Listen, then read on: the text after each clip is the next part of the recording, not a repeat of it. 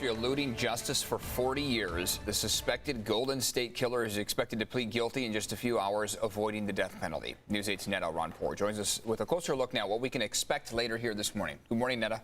Good morning. They're expecting a huge turnout at today's guilty plea. In fact, it will be held in a ballroom at Sacramento State University because 150 victims, their family members, and the media will be attending. That's because former police officer James DeAngelo, suspected of a series of crimes that span over 11 California counties over more than 4 decades. A soon-to-be end to one of the most horrific criminal cases in California. James DeAngelo, the suspected Golden State Killer, is expected to admit to a series of murders and rapes in a plea deal today, all to avoid the death penalty. People want to be there. They want to see the ending of this. John Cabrera, now retired from the Sacramento Police Department, says the hearing is big for victims and their families. It's a win for them because now it's over. This case is over. It's solved. It's resolved. But also the money and time saved. Millions of dollars that will be saved. And doing a trial that, in the end, the result is going to be the same. There's no doubt in my mind.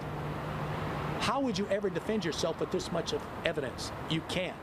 After years of searching for the so-called East Area rapist, DeAngelo was arrested at his Citrus Heights home back in 2018 after DNA linked him as the suspected killer. Now a case that dates back more than 40 years will close, but for victims who have endured years of pain, there is no end. This case will not go away just because he does.